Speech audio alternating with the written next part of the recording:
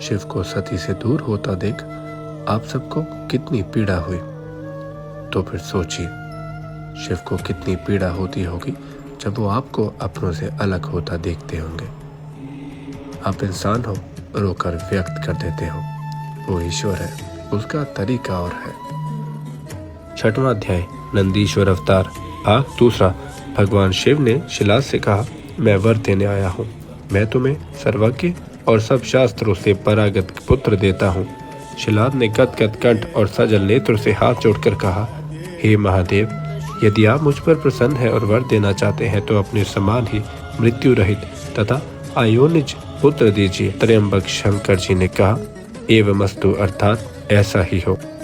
ऐसा कह भगवान अंतर ध्यान हो गए। शिलाद ने अपने स्थान में आकर सब वृत्तांत ऋषियों से कहा, फिर यज्ञ के लिए आंगन खोदने लगा। फिर तो उसी समय उनकी आज्ञा से मैं उसका पुत्र रूप होकर प्रलय अग्नि के समीप समान होकर प्रकट हुआ। देवताओं ने फूल बरसाए, ऋषियों और अंदर आदिकों ने गुणगान किया। संपूर्ण ब्रह्मादिक देवता अपनी स्त्रियों सहित विष्णु, शिव और अंबिका आदि उस स्थान पर आए।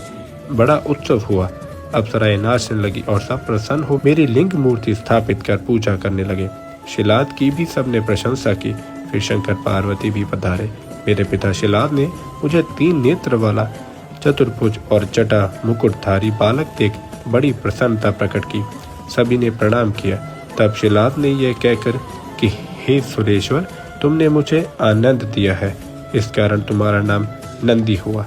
इस प्रकार मेरे सहित शंकर जी को प्रणाम कर मेरे पिता अपनी कुटिया में गए और उन्हें बड़ी प्रसन्नता हुई। फिर जब मैं शिलाद मुनि की कुटी में गया तो वहां मैंने अपना सब स्वरूप त्याग साधारण रूप धारण कर लिया।